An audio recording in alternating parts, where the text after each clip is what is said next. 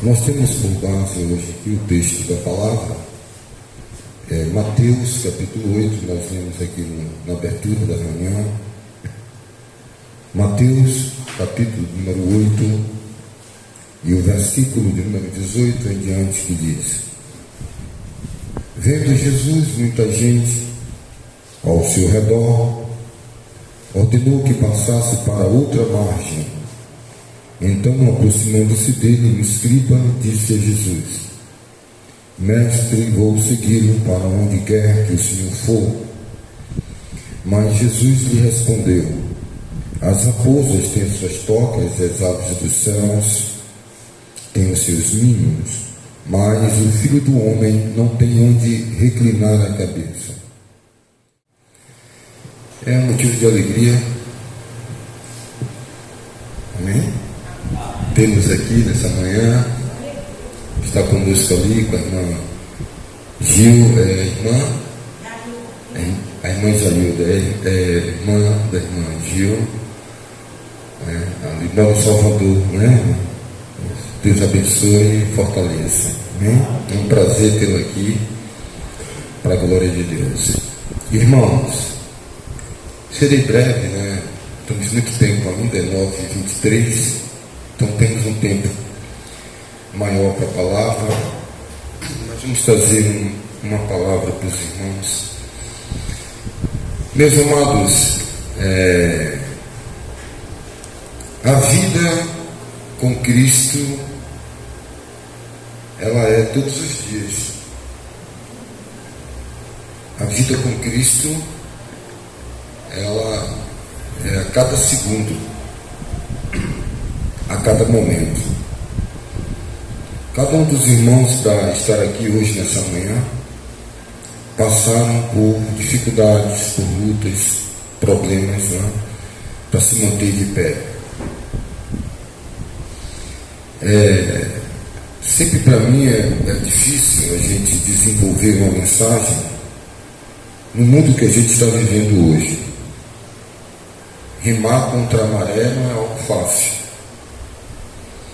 Mas uma coisa que eu tenho certeza nessa manhã, pelos irmãos que falaram aqui, tenho certeza que cada um dos irmãos aqui, se tivesse uma oportunidade, tinha um testemunho para dar.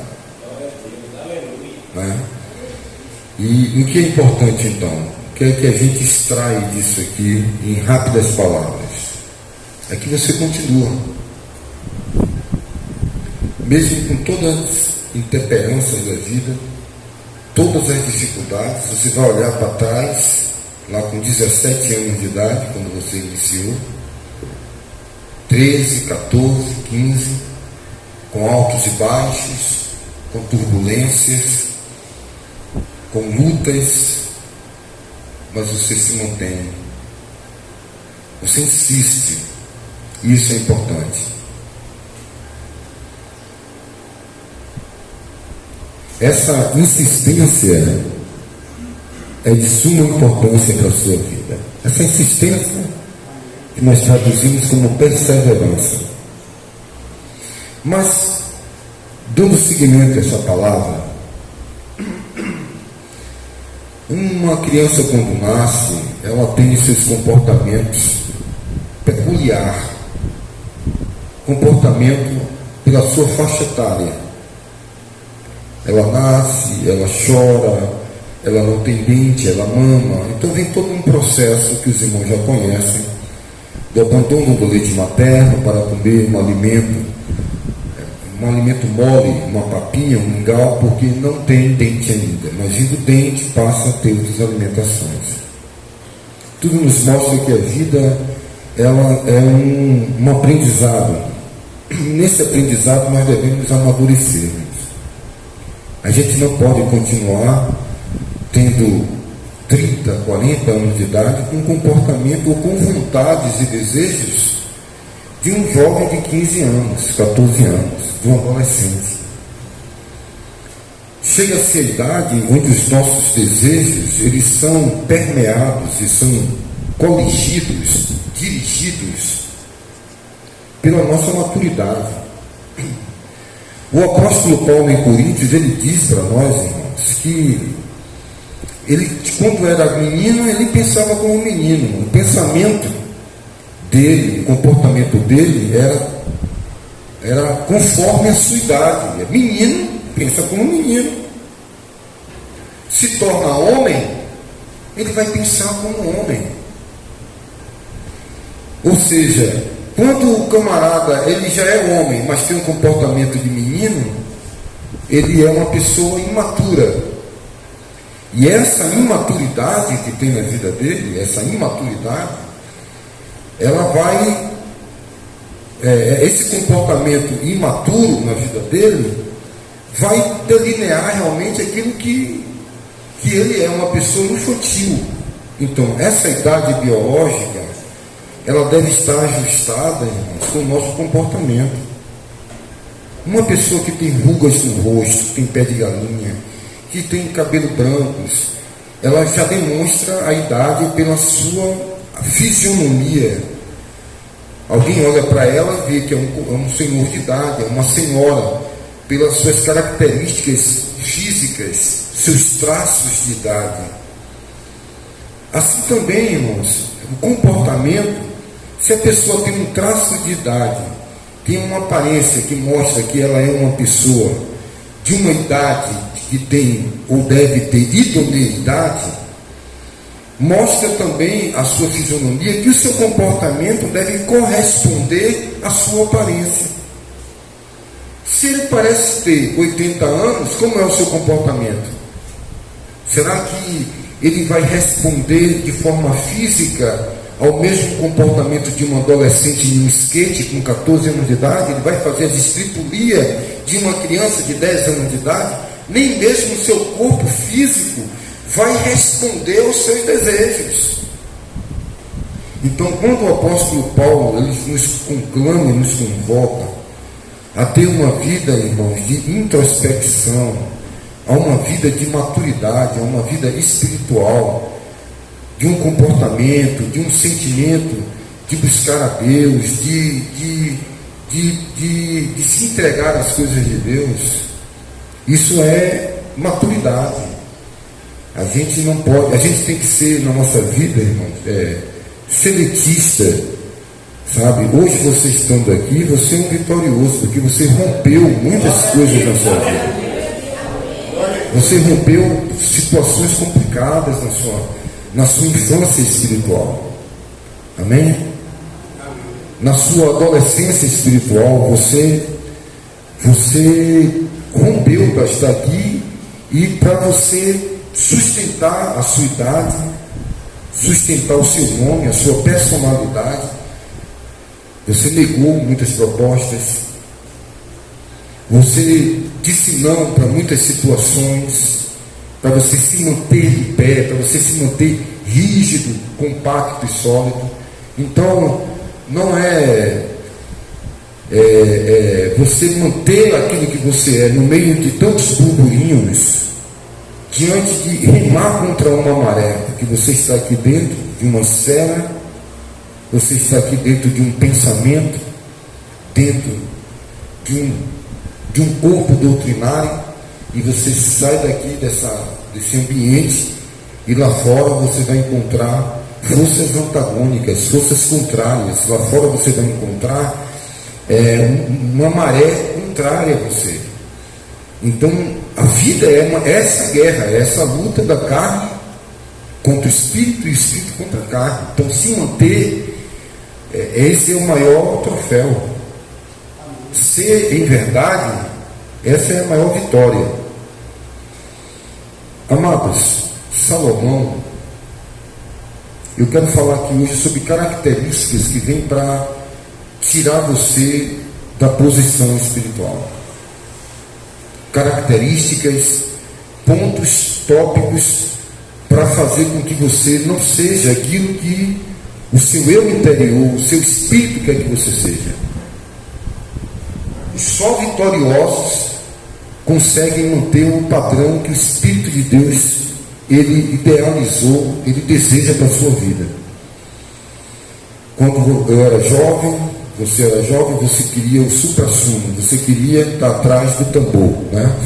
as lavagens iniciaram, as festas iniciam-se hoje, como foi bem dito aqui, a cidade está em festividade e 90% aqui, todos, um dia estava indo em uma lavagem, diretamente ou indiretamente. Como não estava lá atrás do tendão pulando, estava na praça olhando. Né? Não comia carne, mas bebia o caldo que contém um veneno e estava tudo junto e misturado. Indiretamente ou diretamente participava, estava lá no mundo. O que nós devemos entendermos e compreendermos que era o desejo do jovem, do imaturo, que não tinha vida em Cristo, né? É pegar uma bicicleta, descer a ladeira do Caetitu, é subir no pé de jaca, pular lá de cima, no oratório, em cima da cabiola, né? É emoção, adrenalina, mas na vida espiritual também é assim, irmãos. A gente começa ouvindo todas as vozes, né? Vai ali, ouve um, ouve o outro, é aquela pregação delirante, é aquilo que nos alegra, é aquilo que, né? A vida espiritual tem seus nuances. Se você for observar, você como novo convertido, né, era aquela coisa, era aquele pensamento, era aquela ideia do Evangelho, mas vai chegando a maturidade, quando vai chegando as dificuldades da vida, os problemas vão surgindo, você observa que o que vai te sustentar é aquela palavra que trouxe substância para a sua vida. Você vai contar com aquela pessoa que tem um conselho prudente. Você não vai buscar, como Reboão, o conselho dos jovens. Você vai buscar o conselho daqueles que estavam aconselhando Salomão. Você não vai buscar a juventude, você não vai buscar o seu comportamento quando você iniciou. Você vai observar que pelas quedas e pelos erros e pelos calos que vão surgindo, que é o desdobrar do viver, você vai observando que a realidade é completamente diferente. E nós somos tentados todos os dias a ter comportamentos infantis. Somos tentados a todos os dias a um desejo, até fisicamente, de, né, se sente ainda um jovem, né, quando você observa em algumas cenas da vida, pessoas já com 80 anos de idade com uma mini saia, se sentindo jovem. Você olha assim, não condiz com a idade, o comportamento de um menino de 15 anos, de 14 anos. Quando você vai observar um homem já de idade, um coroa, um senhor de idade, com 79 anos, com um sunga vermelho, uma camisa regata e um óculos Ray-Ban na feira. Né? Aí você observa e você vê que aquele comportamento não condiz com aquela idade. Aquela idade era para ter um comportamento que condiz com a sua idade. Então, quando o apóstolo Paulo diz, quando eu era menino, eu fazia o que menino fazia. E quando eu me tornei homem, eu passo a ter uma atitude de homem. Então, a vida espiritual, irmão, ela tem meandros. Hoje alguém pode olhar para você e dizer, poxa, fulano, você, mais novo, era uma pessoa embrasada, era uma pessoa incendiada, era uma pessoa que tinha, quando as escrituras diz voltar ao primeiro amor, ela não diz voltar aos comportamentos infantis. Ela diz voltar ao sentimento de fé real de uma pessoa que descobre a Cristo com todo o coração, com toda alegria e com todo amor. Essa situação de voltar ao primeiro amor, que é muitas vezes destruída pelas decepções da vida, pelos desencontros, pelas angústias do convívio e os desgastes, que vai tentando obliterar, escurecer, emudecer e esfriar essa primeira tomada de decisão, de que quando a gente se descobre, e que esse descobrir a Cristo, esse supra-sumo, ele é cotidiano na vida do salvo, não os comportamentos infantis espirituais. Aí eu vou voltar ao primeiro amor, eu ficava pulando, eu fazia isso ou aquilo, eu dava cambalhota. São questões. A criança, quando nasce, ela corre, ela cai, ela aprende a andar, mas ela vai ter um desenvolvimento físico como tem um desenvolvimento espiritual. Aqui nessa cena que a gente leu aqui, eu sempre tenho dito, irmãos, que sempre nos contextos das Escrituras se esconde situações que nós precisamos mergulhar, como falamos aqui na quinta-feira, uma palavra de alta profundidade. Aqui nós estamos falando o seguinte: havia pessoas que estavam ao redor do Senhor Jesus. E ontem eu conversava com o diácono Adailton.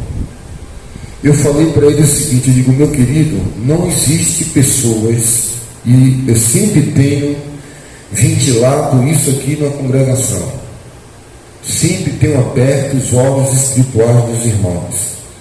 Não existe pessoas vazias, não existe pessoas neutras. No mundo espiritual não existe neutralidade. Quem não está servindo a Jesus Cristo está servindo a Satanás. Talvez isso seja, eu explicava a ele, talvez, irmão, isso seja algo que soa muito difícil de compreenditude. Porque lá eu tenho meu pai, por exemplo, uma pessoa idônea, uma pessoa de conduta moral ilibada. Eu tenho meu pai, uma pessoa caridosa, que ajudou milhares de pessoas em toda a sua vida, gerenciando uma empresa. Os irmãos conhecem a história. Uma pessoa caridosa, uma pessoa que já tomou muitos prejuízos para ajudar muitas pessoas. Então eu não posso traduzir que esse comportamento natural, ou que virtudes naturais que meu pai vem a ter, diga que ele serve a Deus, ou que ele está com o nome escrito no livro da vida. Porque a salvação, irmãos, não é a nossa justiça própria. A salvação não é a nossa obra de caridade. Então, esse meu pai, por não reconhecer a Jesus Cristo como Senhor, Salvador, Redentor, Justificador, Purificador de nossas vidas, ele não só nos salva, ele nos redime do pecado. Porque uma coisa é tirar o pecado, outra coisa é redimir, fazer você mais alto que a neve, e outra coisa é justificar você diante de Deus. São doutrinas que não são ventiladas em muitos lugares. Então aí, esse meu pai, por ainda não ter, diante de todos os homens, reconhecido Jesus Cristo como Senhor, e aí o Senhor Jesus, ele vai buscar a Pedro, porque ele compreende o grande pecado de Pedro ao negar ao Senhor Jesus diante de toda aquela plebe, diante de toda aquela multidão. Então, quando Jesus ressuscita, ele manda logo os discípulos ir a Pedro, porque ali havia uma situação complicadíssima na vida daquele, porque quem me nega a mim, diante dos homens e dos anjos, eu o negarei diante do meu Pai. Então, agora Pedro estava debaixo de uma sentença muito complicada, muito difícil. Então Jesus vai redimi-lo, vai ao seu encontro, restaurá-lo.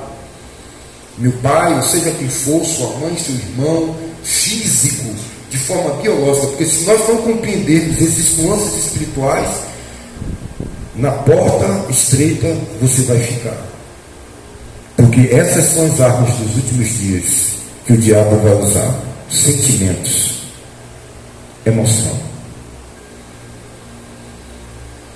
Esse evangelho aí fora seduzido e que traz justificativa às pessoas que foram decepcionadas por servir a um evangelho errado, por não ter amor à verdade e criar conceitos teológicos dentro das Escrituras, estão enganados, decepcionados e buscando justificativas, álibis dentro de suas decepções para justificar o seu estado de letargia, o seu estado.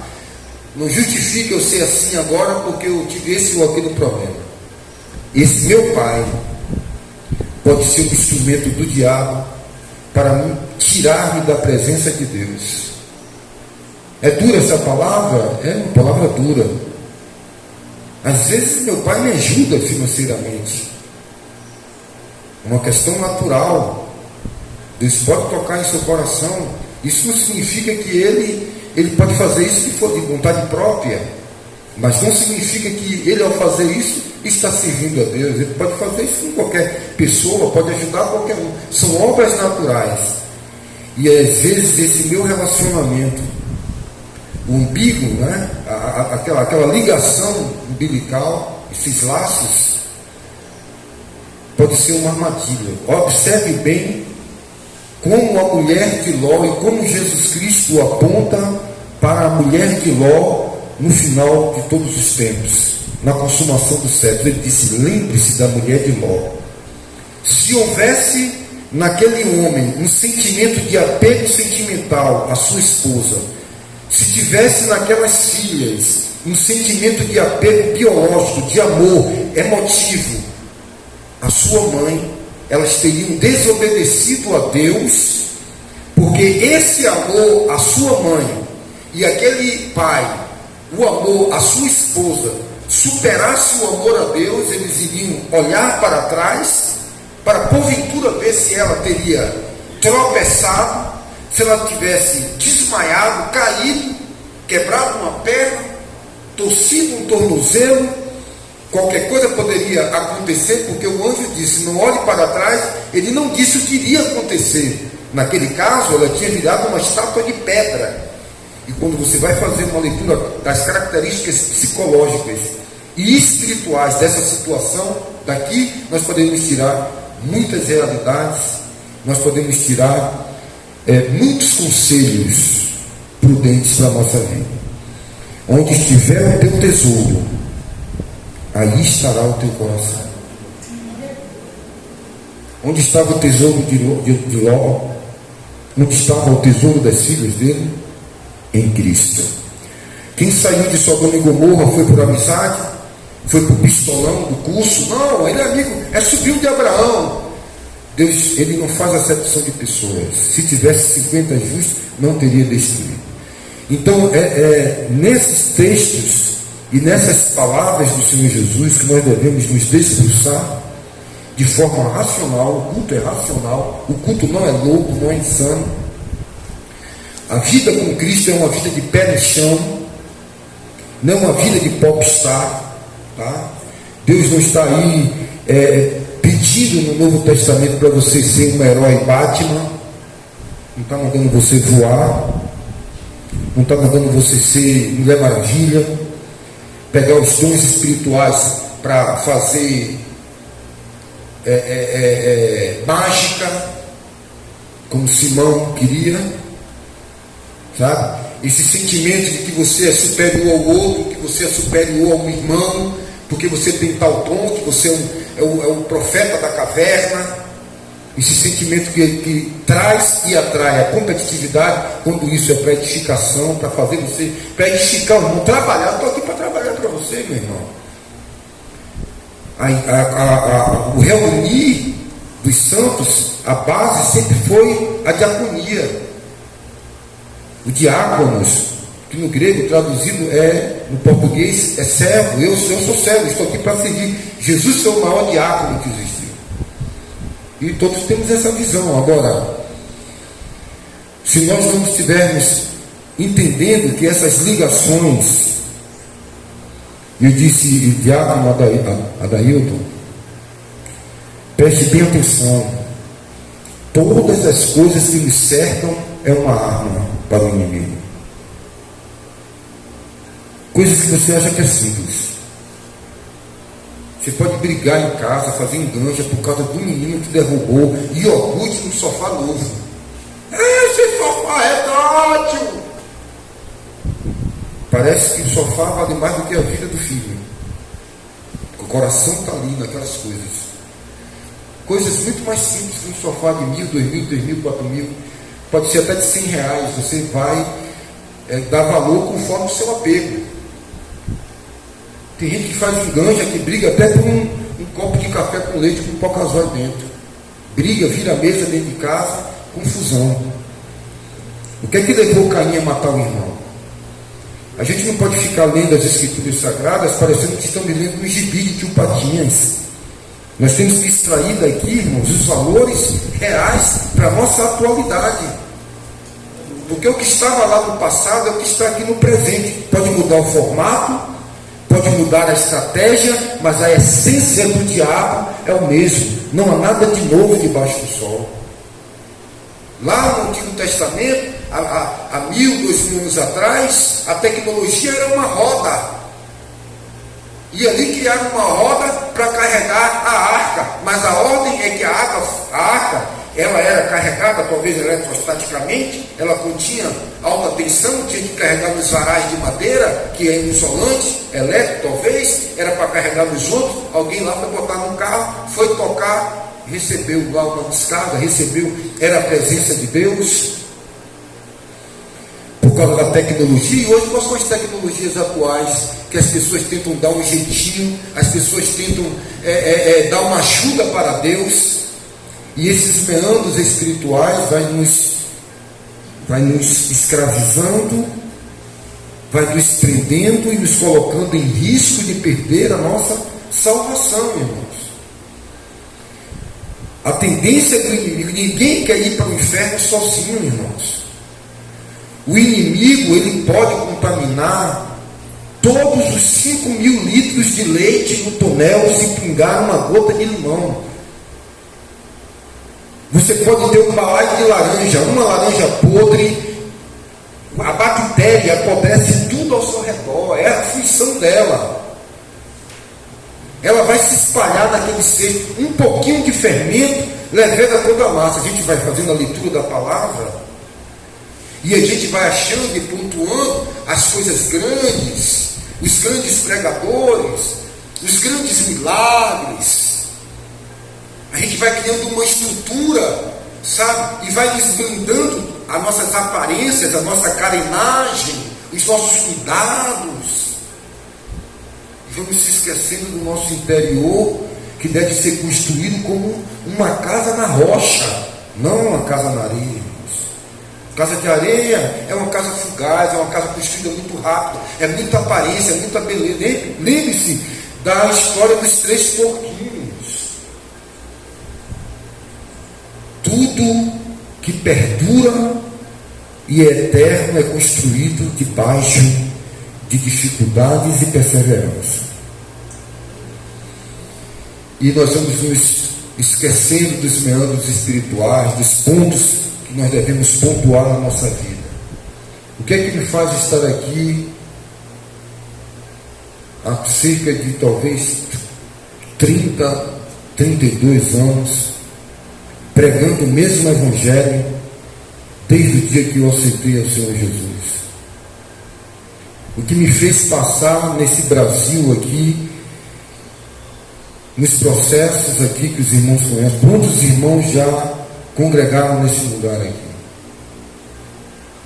Quantas pessoas foram abençoadas, edificadas e ensinadas, e libertas e livres, e que foram embora, foram para outras cidades, foram para outros lugares, porque aqui, irmãos, nós não estamos criando para nossa glória, não estamos ensinando um evangelho para massificar ninguém.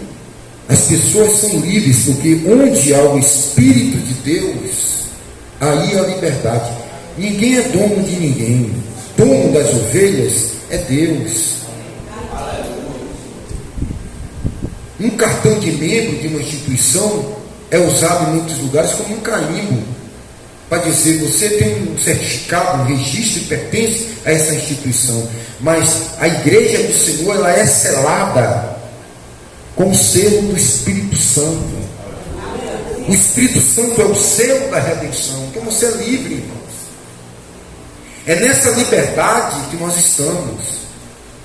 Eu não posso ser como os irmãos de Gálatas, que liam as Escrituras e entrava na comunhão dos irmãos e via a liberdade que os irmãos tinham em Cristo, e estavam trazendo legalismo e oprimindo os irmãos. E Paulo disse: o que é que está acontecendo com vocês? Vocês começaram na graça, no Espírito, e querem terminar na carne? E muitas vezes, irmãos, a gente vai perdendo essa visão espiritual. A gente vai sendo tentado e vamos muitas vezes cedendo em coisas que não é para ceder. O que me faz estar aqui, irmãos, inteiro, sólido, em todos esses anos, irmãos, sendo tentado com tantas filosofias, sendo com tantas propostas de pastores, sabe, para ser um cara engrandecido, uma pessoa grande. Se eu tivesse um sentimento de grandeza, eu desse lugar ao velho homem, a um sentimento que é nato, um sentimento que há em Caim, que há em Adão caído, é o que há em todo ser humano. É ser igual a Deus, é glória, é bombar. Qual é o sucesso que temos hoje aí? O que é tido como sucesso? Nós estamos na quinta-feira aqui, quando todo mundo vai embora e deixa Jesus com sua realidade, com sua convicção. O que fez você estar aqui hoje, diante de tantas coisas, é a convicção, irmãos. O apóstolo Paulo disse que muitos tendo naufragado na fé, sucumbiram. Que muitos, negando a consciência, sucumbiram. A âncora da alma, a estabilidade, o equilíbrio. Sem convicção, Jesus, ele sucumbiria. E Jesus, ele conhece você. Glória a Deus. Aleluia. Ele sabe quem é você. Ele sabe quem sou eu. Eu não posso olhar para trás depois de tanta, como eu disse, depois de tanta maravaia de Agonés. Rapaz, vamos para os Estados Unidos, vamos para o Paraguai, tem uma convenção, tome daqui, vai lhe dar uma Toyota trincada, cabinada, década de 90. Você vai lá para Barreiras, estamos abrindo uma obra lá, ainda era Mimoso do Oeste. É uma potência. Você chegando lá, meu irmão, você tem gabarito, casa alugada, paga, tudo certinho, salário tanto, e você vai estar lá com uma Toyota, cabine dupla, carro bandeirante 4x4. Quantas propostas eu recebi, até me usar outro dia de estar aqui hoje em pé. Isso aqui eu estou dizendo uma mínima, poderia dizer centenas. Olha, para ter um minerador aqui, tem um trabalho aqui, vinha para o polo, ia pregar num lugar, rapaz, venha, tem uma estrutura aqui.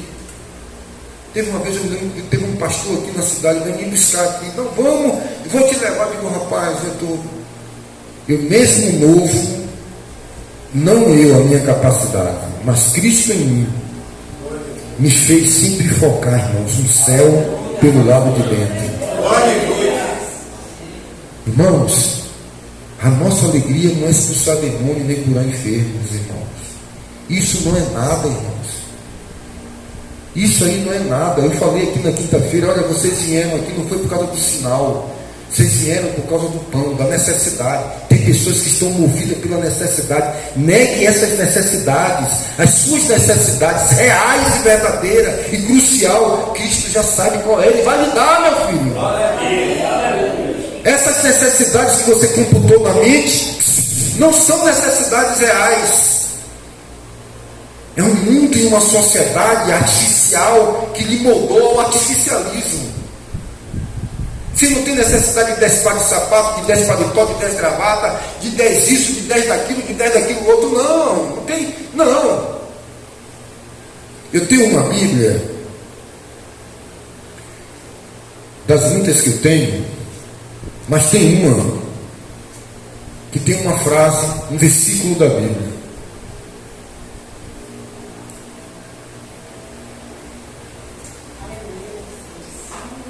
E eu quero falar isso para vocês com muita particularidade. Foi no início da minha fé, eu coloquei esse versículo da Bíblia, que eu acho que você deve tomar posse dele. As Escrituras diz que uma mulher viúva viu um homem de Deus que passava todos os dias, e ela disse para o seu marido, ela disse, olha, eu vejo que esse homem é um homem de Deus, ele passa aqui todos os dias, e nós vamos fazer uma casinha, um quarto aqui para ele.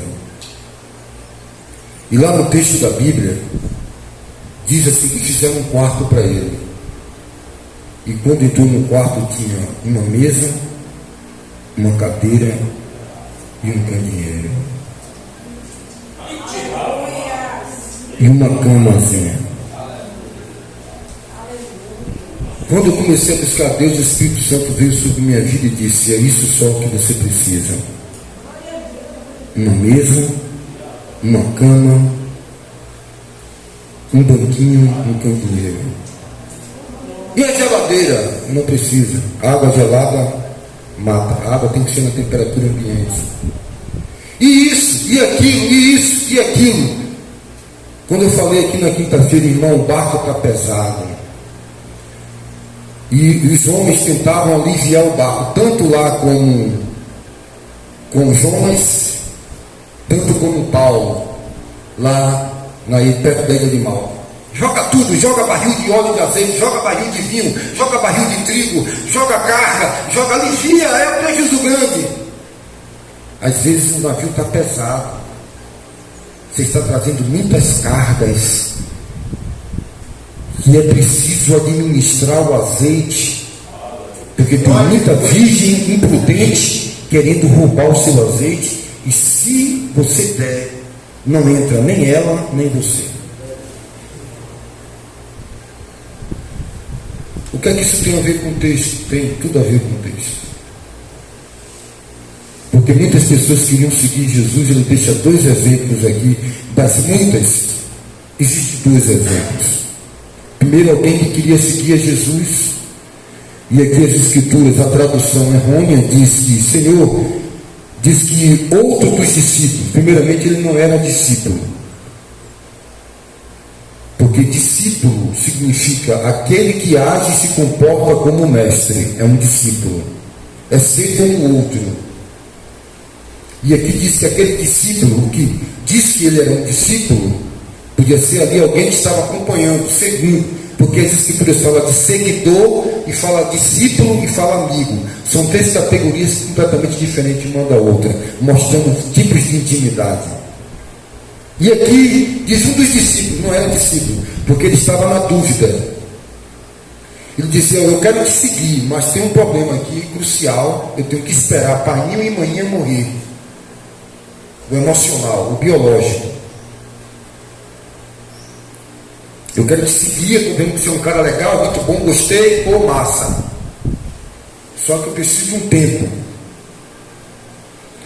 Os estudiosos não sabem explicar a realidade desse texto, se já estava morrendo, se estava no hospital da época.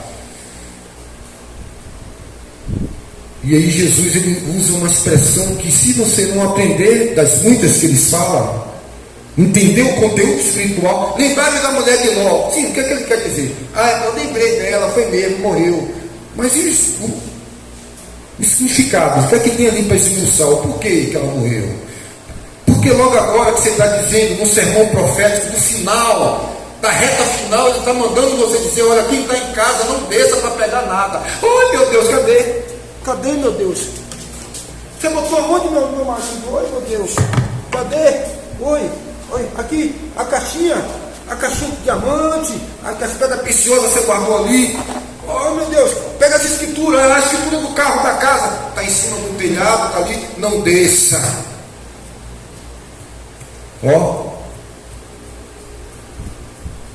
Se saia. Ou seja, Ló saiu com alguma coisa?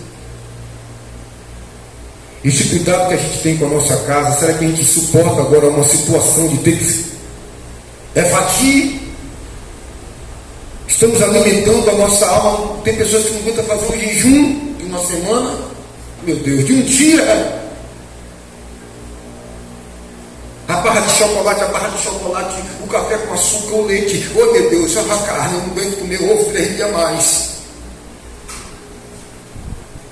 Porque foi doutrinado, foi ensinado, vivendo essa vida, e que tudo isso será uma armadilha. Olha, Senhor, eu quero te servir com uma condição aqui. Deixa eu ir sepultar o meu pai e a minha mãe. Espera eles morrerem, estão vivos ainda, eu tenho que cuidar deles. Jesus disse: deixe os mortos. Chamou os pais dele de mortos, ou seja, eram mortos espirituais. Eles estavam vivos, mas espiritualmente, vivo fisicamente, o sangue, o coração batendo, o respirar, o cheiro da pele, não é isso? Fisicamente. O apóstolo Paulo em Efésios diz que nós também estávamos mortos em débitos e em pecados, separados da vida de Deus pela ignorância que havia em nós. Estava na lavagem, estava nas festas, morto espiritualmente. E agora Jesus disse: olha, deixa os mortos lá, enterrar os mortos. Tu, porém, vem e segue. Quem não tem Jesus não tem vida, irmãos. Ele morreu e é o príncipe da vida, para nos dar vida. A carne não serve para nada. O cuidado com o hidratante, com o da bem, é bom, tem que se cuidar, é templo do Espírito Santo, é corpo, amém por isso. Mas morrendo vira pó. O que é corruptível não pode herdar a incorruptibilidade. Então, cuidemos mais do Espírito. O Espírito está pronto, a carne é fraca. A carne é a força do pecado, e ela luta contra o Espírito. E os que se inclinam para a obra da carne é morte, mas os que se inclinam para a obra do Espírito é vida e paz. Vivemos então no Espírito, em novidade de vida, uma nova criatura em Cristo. E aqui o Senhor Jesus, ele mostra, como eu conversei ontem com o diácono, eu disse: olha, Jesus disse: quem não é comigo é contra mim. Eu posso ser evangélico, eu posso ser da Umbanda, do catolicismo, posso ser de qualquer religião, mas se eu não for com Cristo, eu sou contra Cristo. Então aqui eu já estou lhe mostrando que ser com Cristo não é ser evangélico, não é ser protestante, não é ser católico. Ser com Cristo é algo completamente acima dessas dimensões e esferas humanas. Não é religião, não é ajuntamento de homens. É o estar inserido em Cristo através do novo nascimento. Ser gerado pela palavra de Deus. É necessário nascer de novo, através do arrependimento, negar a vida da alma, negar o velho homem e receber, como se possível, um espermatozoide. Receber o Espírito Santo que vai nos transformar em uma nova criatura em Cristo Jesus. Aí agora toda a minha atitude, como fala o castelhano, vou cambiar e vou passar pelo grego, metanoia, uma mudança, uma transformação, uma renovação pelo Espírito Santo de Deus em mim. Então essas tesouras, elas devem entrar. Eu amo os meus filhos, mas não mais do que a Deus.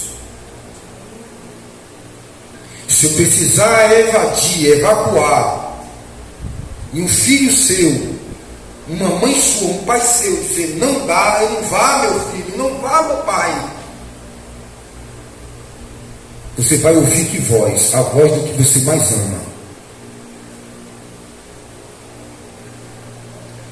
Richard Umbri ouviu a voz de quem ele mais amava, quando os comunistas disseram: vamos matar toda a sua família. Araranpopô, conta-se pouco essa história, cortina de bambu, cortina de ferro, aquelas regiões da década de 70, 80, de atrocidades terríveis. Existem livros biográficos da editora Betânia, chamado Prisioneiros da Fé. Ele dizia: amados, eu ficava dentro de uma jaula, dentro de uma prisão, se podia se dizer, com mais ou menos 1,20 m quadrado, 1,5 m, não tinha como deitar. E só tinha espaço para um ficar deitado, todo encolhido. E todo dia eles abriam uma gaveta e jogavam pulgas e carrapatos. Para um conseguir deitar e dormir, o outro contava os carrapatos. Teve uma noite que contaram 1.500 e poucos carrapatos e pulgas que eles jogavam ali, aquilo coçava e não dormia. E a comida e a refeição era só uma vez por dia, um prato com caldo de água e sal e um grão de feijão no meio, só para manter o corpo vivo. Jogavam a gente em câmaras de frigorífico, faltando 30 segundos, 1 minuto para a gente morrer, eles tiravam lá de dentro e a gente saía quase empedrado para morrer, catatônico todo. E eles diziam com o microfone e o alto-falante, 24 horas de horas por dia: nega Jesus, Jesus te ama, Jesus te odeia, Jesus te deixou, Deus não existe. 24 horas. Eu me lembro que um dia um prisioneiro saiu correndo e pegou um coelho na neve, e quando ele pegou aquele coelho, que ele começou a comer aquele coelho vivo de fome, ele recebeu um tiro na cabeça e o sangue esparramou sobre a caixa neve branca. Mas não negaram a fé, porque eles tinham Cristo assentado na glória e entronizado dentro deles, acima de todas as coisas. Deus. O amar a Deus. Ó, fulano, estou arrancando o seu dedo, não estou nem sentindo a dor. Pode arrancar. Fulano, você está tão difamando você, estou falando de você. Oh, meu Deus, eu não estou sentindo dor ainda nenhum no corpo. O diabo disse assim: ó, vamos usar as armas. Não dê armas para o inimigo. Mesmo você não dando, você já está inserido em uma vida humana, já está inserido em um planeta onde jaz no maligno, onde as forças do reino das trevas já lutam contra você que é luz. Então nem precisa de armas. E você dando armas, eu dando armas, aí já fica mais difícil para nós. Mas o inimigo diz: ele tem armas, a gente vai mexer com as armas dele. Aqui na terra ninguém pode operar, só os homens. Salmo de Davi: a lei universal de Deus é que Deus deu a terra aos filhos dos homens, e Deus, ele não quebra essas regras. Então aqui só os homens podem operar.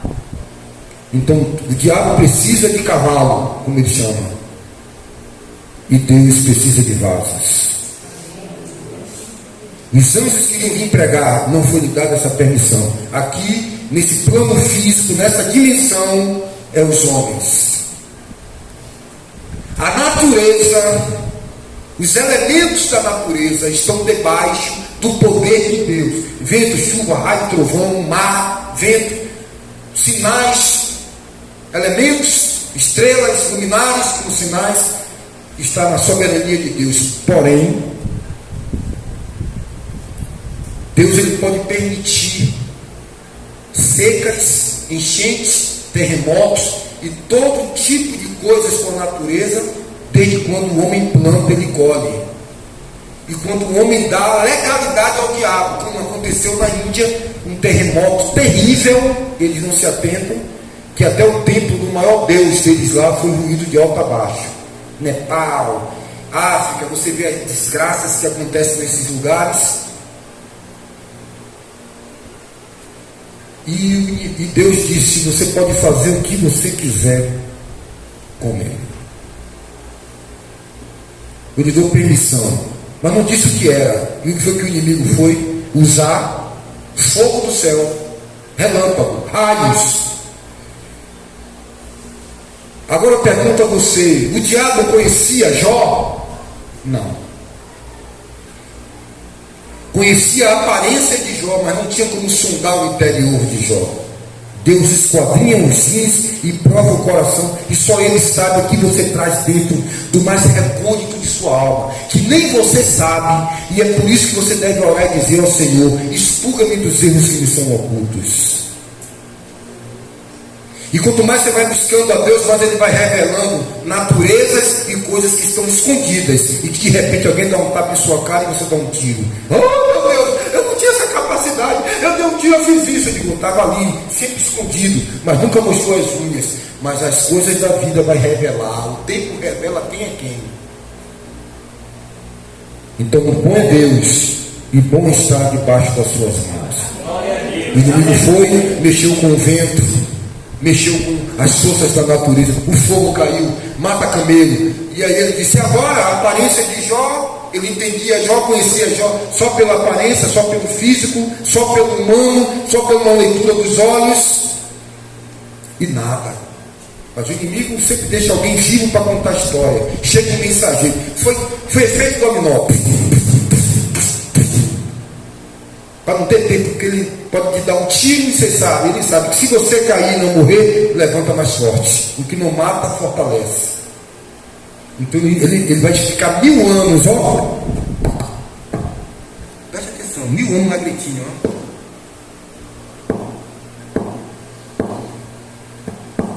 Mas quando ele botar a armadilha, não é para pegar um pé. Porque você não pode pegar um animal, um laço, só um pé. Tem que pegar os 2 pés. Se pegar só um pé, escapa. E aí aquele animal fica já rezeiro, não quer cair de novo naquela armadilha.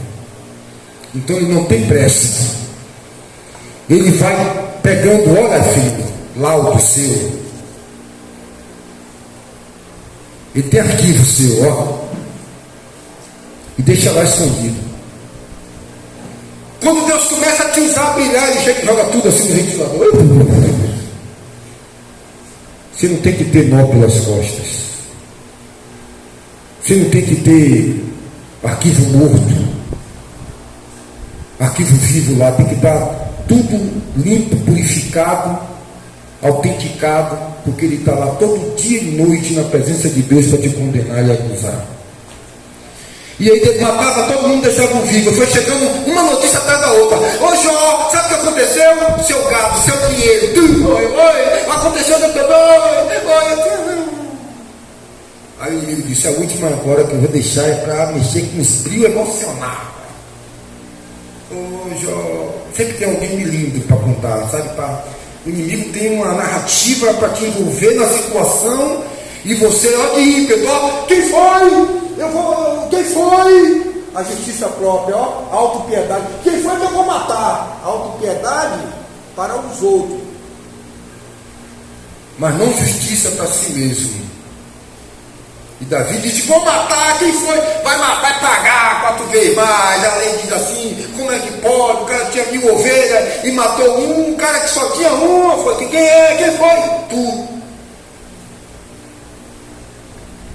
E aí vem a autopiedade, vem a coisa me liga, olha o que aconteceu, rapaz, teu filho tão bonzinho, tu lembra que tu fez o sacrifício, não fez? Tu está bem com Deus, tu pediu perdão pelos seus filhos, tu consagrou teus filhos a Deus, tu vem orando, tudo certinho, sabe? Deus, ele foi grato com você, Deus foi ruim com tudo, Deus não merece tudo não. O que é que aconteceu ontem? Sabe por quê, meu filho?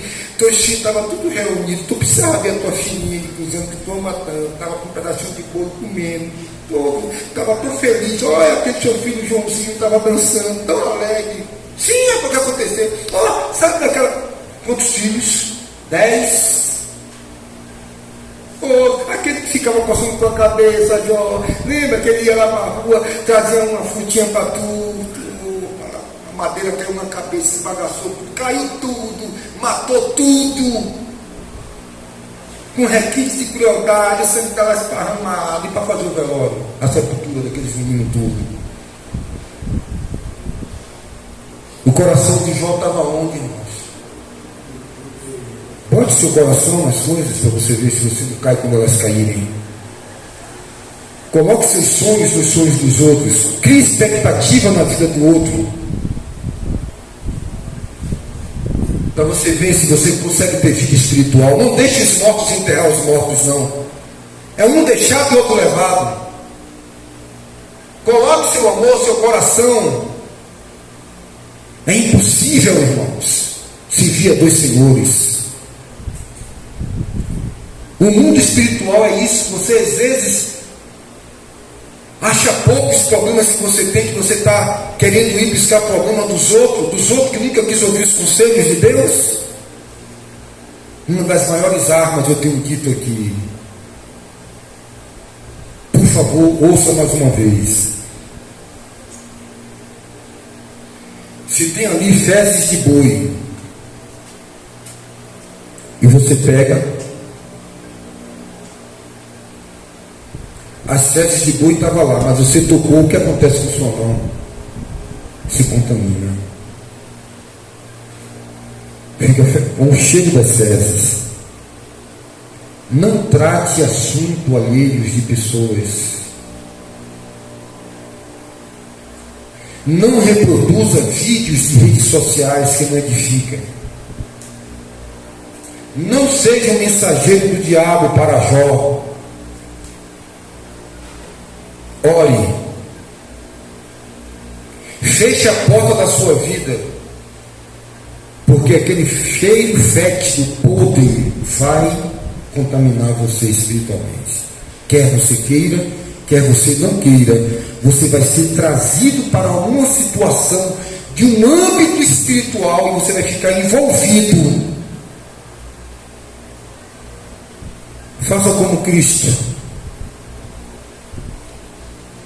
Diga para as pessoas: deixe os mortos enterrar os seus mortos. O cego foi curado, mas não conhecia Jesus. Jesus untou os olhos dele com lama e disse: vá lavar-te no tanque de Siloé.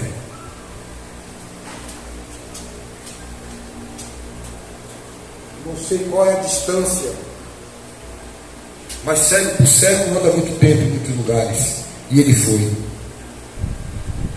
Quando ele passou água, que o lodo saiu, que ele abre os olhos pela primeira vez na vida, meu Deus, o céu é azul. Ui! Maravilhado. Voltou correndo. Eu não sei como é o rosto dele.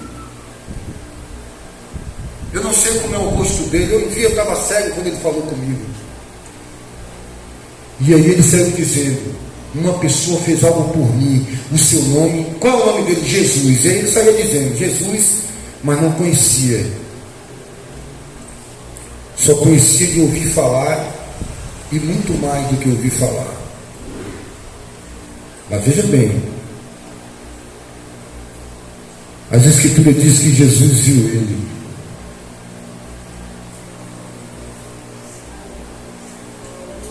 Ele estava sendo proibido de falar de Jesus, para ir para a cadeia, ameaçado. Ele estava lá de repente, talvez no meio da feira, no meio da sinagoga. E aí Jesus pergunta para ele: você conhece? Quem te fez isso? Tipo assim, você sabe quem foi?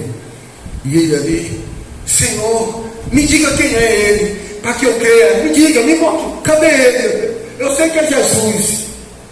O nome dele. E Jesus olhou e disse: sou eu que falo contigo. Esse eu falo contigo faz toda a diferença. Já não disse para você não falar desse homem?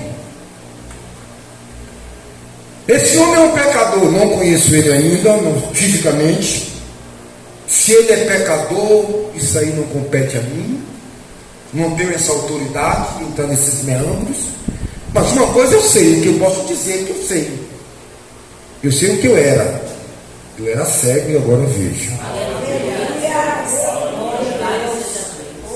O que é que você aprende com isso, Flávio Santana da Silva?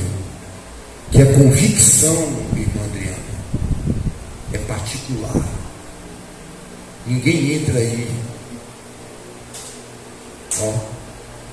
Nas particularidades, na comunhão, ninguém entra. Você e Deus, ninguém entra. Na sala do trono, ninguém entra. Ele tem uma sala para cada um dos seus filhos na terra. Ouve todos eles particularmente. Entra no teu quarto e fecha a tua porta. É ali que desenvolve a koinonia, a comunhão. São essas convicções entranhadas dentro do meu ser que um ser humano tira. Pode queimar camelo, matar filho, pode tentar te atingir com mãe, com pai, e você vai rompendo, irmãos. Para mim chegar aqui, aprender e pregar o que eu prego e viver o que eu vivo, eu tive que aniquilar e romper muitas coisas. Eu sou um vitorioso. Eu podia estar no sistema próspero, rico, milionário. Eu podia estar em qualquer outra área. Encerrando essa mensagem de hoje aqui, o que nós extraímos aqui hoje dessa mensagem: quem não é comigo, meu filho, é contra mim. Quem comigo não ajunta, espalha. Não faça morrer. Se alguém tem um comportamento contrário à palavra de Deus, ore, não comente. As Escrituras dizem que parando o comentário, para-se a contenda. Viva outra esfera, não deixe as fezes do outro te contaminar. Provérbio de Salomão diz uma coisa espiritual, preste bem atenção. Ele diz o seguinte,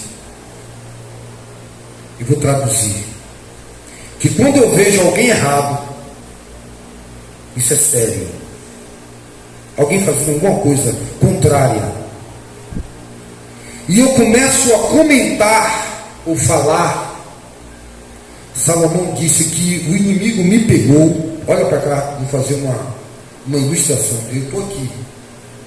Aqui está o meu conteúdo puro. E aqui está o conteúdo da pessoa que está desobedecendo a Deus. O ato de olhar, julgar ou comentar com alguém, não no intuito de interceder, de orar e de buscar a intercessão, porque tem coisas que falaram não funciona mais. É só orar. E tem pessoas que até mesmo as Escrituras dizem, não ore mais. Quando eu tomo essa atitude, essa podridão que estava naquela vida lá, o inimigo traz para mim aí, ó. No mundo espiritual, eu me tornei preso àquele comportamento. Sem ter praticado, sem ter feito errado, mas no mundo espiritual. Por isso que Salomão diz que uma mosca morta arruma um unguento do perfumista. Você pode lavar a casa toda, colocar desinfetante do melhor. Alguém chegou com um pezinho ali que pisou no cocô, mistura aquele cheiro com um fedor insuportável. Antes fosse só o fedor, mas a tentativa de macular o fedor com um bom cheiro é insuportável. É mais fácil só o fedor. Mas uma vida mesclada entre servir a Deus e o diabo é insuportável. Vai virar vômito. O quente e o frio, o morno, vai virar vômito. O agridoce, o azedo com doce, vai virar vômito. A penumbra, a claridade misturada com as trevas, penumbra, vai virar vômito. Ou é ou não é. Responda-se por si mesmo. Venha para o culto, busque a Deus e mantenha uma mesa, uma cadeira e uma lamparina. É só o que você precisa. Você precisa de água, de luz do sol, do alimento diário, seja um ovo frito com farinha, seja um filé mignon, algo que possa sustentar o seu corpo físico. O resto é vaidade, glutonaria, gostos e sabores. E no final dos tempos ele usa todas essas coisas. Relacionamentos conjugais, famílias, 5, 3 contra 2 e 2 contra 3. Vim trazer espada, ou seja, dividir. Você para esse lado, você para o lado de cá. Ele é o príncipe da paz, mas essa espada não é a espada da guerra, é a espada da seleção, da linhagem. Esse é meu, esse não é. Você vai pregar o evangelho a vida toda para pessoas que nunca vão se converter. Faça a sua parte. Pregue essa palavra a tempo e fora de tempo. O resto é obra do Espírito Santo de Deus. Não se canse com pessoas que caminham a pé, porque você não vai aguentar com pessoas que andam a cavalo. Mantenha sua integridade, sua convicção. Senhor, painho, manhã. O outro disse, eu quero te seguir, mas olha, aqui não tem luxo, eu não tenho casa para morar, as raposas têm suas tocas, as aves têm seus ninhos, mas eu não tenho onde reclinar a cabeça. Aqui na terra não. Veja que você é rico. Olhe para a sua casa. Eu estava morando naquela residência ali que construí com todo sacrifício, dando graças a Deus todos os dias. Muitos irmãos me ajudaram. E eu quero dar esse último testemunho. Ali eu chegava às vezes 5h30, 6 horas da manhã, e saía 11 da noite sem botar um pedaço de pão na boca. Trabalhava em jejum. Tamanho era o foco que a fome eu não sentia. Nem água eu bebia. Quando os irmãos não podiam ir, eu fazia uma coisa, fazia outra. Não tinha uma fossa cavada, tirou 3 caçambas de terra, problema com um, problema com o outro, vidro, todo tipo de coisa, só para deixar o terreno limpinho, para depois outra batalha. 1 ano, 2 anos, não me lembro, 3 anos, construí. Os irmãos sabiam das dificuldades, dos perrengues que eu passava ali naquele lugar. Tudo tranquilo, era um lugar tranquilo. Foi eu passar para ali, o inimigo colocou queijei em tudo que é ao redor para me atacar. Eu disse, não é possível um negócio desse. Eu vim morar aqui, isso aqui era uma paz, era um lugar tranquilo. Problemas diversos. Às vezes, alguns familiares se desesperavam e diziam, tenha calma. Porque o que o inimigo mais quer é me tirar da minha posição. Vamos ter calma. Toda hora, todo dia era uma situação. Mas o meu coração nunca teve naquela casa, senão eu estaria depressivo, frustrado. Deus fez um milagre. Onde é que eu ia ter condição de comprar aquela casa que eu estou morando lá hoje? Uma casa que há 10, 15 anos atrás, eu olhando ela, trabalhando lá dentro, disse, rapaz, que bairro é esse aqui? Que bairro bom, tranquilo. Deus me dera um dia eu morar numa casa assim, tranquila. 15, 20 anos depois, 18 ou 16 anos depois, eu ainda estava na padaria na época. Deus usa alguém para ir lá comprar, está ali. Não te aprenda uma coisa, irmão. A sua casa não precisa ser sua, não. Aqui ninguém tem nada, não. Do Senhor é a terra e toda a sua plenitude. Tira essa verdade do meu. Nem a sua sepultura que você compra lá, a carneira, depois de 3 meses tem que tirar os ossos e botar dentro de um saco. E ir lá para pagar, para você continuar lá dentro. Seus ossos, você já morto nos braços do seu de Abraão lá, tomando, talvez, um suco de manga com Jesus. Mas a gente vai alimentando as costas, irmão, se desapega, fica leve, solto. Olha o peregrino de João Bunyan. Aquele homem que estava pesado, cheio de coisas, sabe? As engrenagens espirituais, cheio de rancor, de ódio, cheio de coisas. Ai, eu não tenho tanto engano. Ai, agora que eu recebo o meu filho. Você fez para quem? Para o seu orgulho. Por isso você está assim, no seu ego. Uma expectativa, faça para Deus, irmão. Larga tudo, irmão. Seja suave, seja Cristo, é tudo, meu filho. Jesus é o maior prêmio, o maior tesouro. Abrace ele nessa manhã, dê um beijão, ganha mesmo, tá? Segura aí ele, abrace. Cristo é tudo em todos, meu irmão. Por que está assim? Alguém fez mal para você? Perdoou. Entrega a Deus, irmão. Lança seu pão sobre as águas. Lança teu pão sobre as águas. Olha para o seu irmão do lado assim, olha para ele. E você está leve? Está leve? Não, olha para ele. Fala com ele, você está leve, filho? Não está leve? Vamos acertar isso aqui agora? Não está leve, está pesado. A gente acerta aqui agora. Vamos para os ponteiros. Dá para zerar aí? Porque Jesus diz, as escrituras dizem que Jesus pegou as notas promissórias. Dá para zerar, irmã Leila? Dá para zerar? Não, se não der, diga. Diz que Jesus pegou as promissórias e encravou na cruz. Aqui, ó, quanto é que você está me devendo aqui, ó. 1 milhão cada um, 10 milhões. Não deixa aí, tomou na mão do diabo, ó. Cravou na cruz. E por que você está pesado? vai chegar em casa, vai comer lá um ovo frito, que maravilha.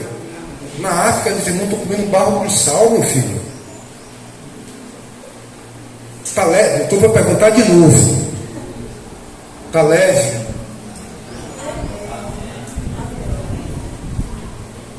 Marta, tu estás atarefada. Quem botou essas tarefas para você, meu filho? Foi a sociedade? Nenhuma dessas tarefas te leva para o céu. Está cheio de estresse, cheio de tarefa. Quer mostrar para quem? Para a sogra que com um calor, que acendeu na vida? Quer mostrar para a rua da feira? Eu consegui, eu venci. As pessoas não dão valor, meu filho. Vou perguntar de novo: você está leve? Amém.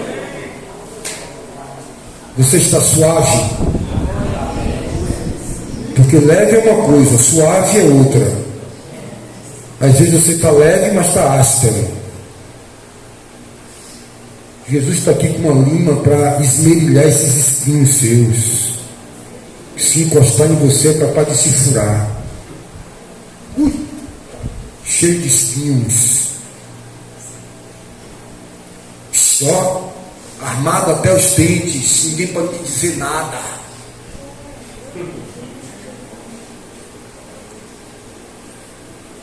Feita aquela mulher samaritana.